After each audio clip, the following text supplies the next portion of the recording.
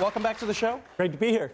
First things first, when the interview ends, don't get up and leave immediately because people think like we're fighting and we're not. I don't want to overstay my welcome. Yeah, you just like, I know that you have places to be, but everyone was like, Trevor, did Bill Gates, did you offend him? I was like, no, that's what Bill Gates does. When he's done, he's done. He gets up and he leaves. Everyone else is like, hello, cry, and Bill Gates is like, I'm out, I'm done. That's how you become a billionaire. Welcome back to the show. Congratulations on another successful year of the Goalkeepers event.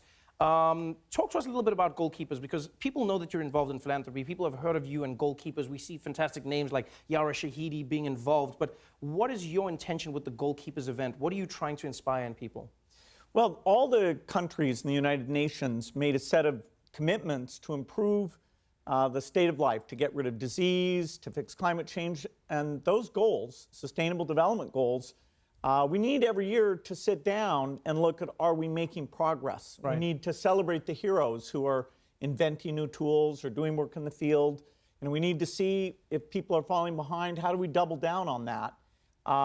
And this is the 1 week of the year, because the UN's coming together, that we focus attention on these super important long-term issues. What I enjoy as well is I was lucky to be part of the event last year, and what I enjoyed was it's not an event that's focused solely on the leaders of the countries, but it's on the people in the countries who are leading themselves. So you have an event where I think this year was over 400 people, predominantly below the age of 40, and more than 50% of them are young women who are doing amazing things in their countries. What are some of the projects that they're undertaking that really impress you? Well, on the ground, the idea of getting new seeds to farmers, educating them, so they can deal with climate change and have more productivity. Women farmers are educating other women farmers. Right.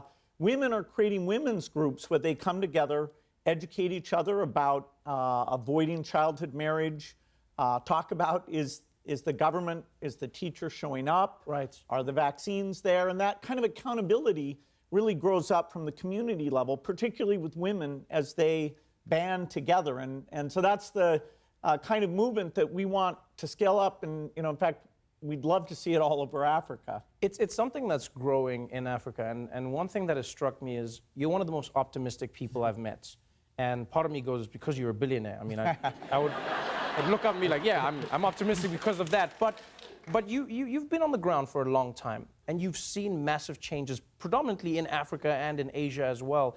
You've always said to me, the world is getting better progressively. It doesn't mean we can stop, but the world is getting better. But then I ask you, Bill Gates, why does it feel like the world is getting worse? Well, the nature of news is that you're going to read about a plane falling out of the sky or a natural disaster. If we go 3 years with no plane wrecks, when do you put that headline there? Extreme poverty has gone from 36% to 9%. And so every day for 25 years, you could have run a headline, 137,000 moved out of extreme poverty today. That would be real news. And yet, it would feel kind of weird. Right. And so improvement is this gradual thing. We've cut childhood deaths in half over the last 25 years. We've raised agricultural productivity. And there's a lot of amazing heroes behind that. And so really understanding this framework that we focus so much on what's not done, right, that we can miss the lessons of what really works extremely well. That's an interesting paradox, because it feels like that's the space that not just the general population is in, but also the president of the United States. Because Donald Trump has not been afraid to say he's not a fan of giving money to other countries. He's not a fan of foreign aid. He doesn't understand why America pays for any other country. I read an article in the Washington Post about how they asked you to come to the White House to explain to the president why foreign aid is important. And like, I would like to know, like, if you were explaining it to a toddler, how would you explain, not that the president is, I'm just saying if you were, how would you explain foreign aid to somebody? Why would you say the United States should help any other country and give them money? Well, it's less than 1% of our budget. When you ask people, they think it's 5 or 10%, but it's fairly small. Although we have such a big budget, it's $30 billion a year. That $30 billion is keeping over 14 million people alive with HIV medicines. And if we keep them alive, eventually we'll have a vaccine, and then we'll stop people from getting infected. But For now, we need to keep those drugs going out there. It's something America should be very proud of. It started under President Bush, but it's been very bipartisan, called PEPFAR. And so most people don't get to see these things in action, see how many kids are surviving from malaria because those bed nets got out there, or those vaccines got out there. Melinda and I get to travel to Africa. We get to look at this data, and thank God that American taxpayers are so generous. This is what can get countries out of poverty, allow those countries to be self-sufficient and stable. That means we won't have to send soldiers there, we won't have epidemics starting there, and the world economy will grow, and we'll all participate in the middle income or better life that everyone on the planet should have. When you look at philanthropy, you have to look at it through a very specific lens, because a lot of people have a misconception, and that is those who have the money can just give it to those who do not, and then the problems of the world are solved. But the truth is, philanthropy cannot fix these problems. So what are you looking to do? Because even if you gave all of your money to a charity, the truth is it is a drop in the bucket compared to a government's budget, any government in the world. So what are you actually trying to do then? Well, philanthropy is able to take risks, like inventing a new vaccine. We can pick scientists and get behind that, so we can add to whatever the government's doing there. We can understand these community organizations, give them some money and show they get results, and hope that the government will get behind those new approaches.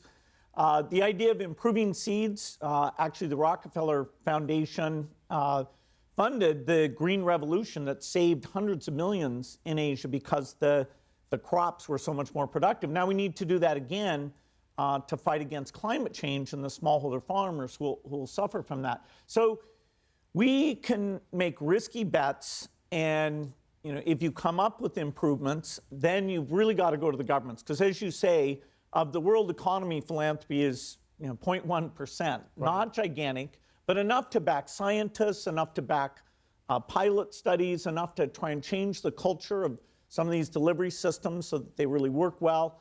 Over time, we'll get digital tracking in, so you can say, when you went to the primary health care system, were the vaccines there? Or did the teacher do a good job? So we need the governments over time to take on new ideas, including these accountability systems. It's always exciting speaking to you.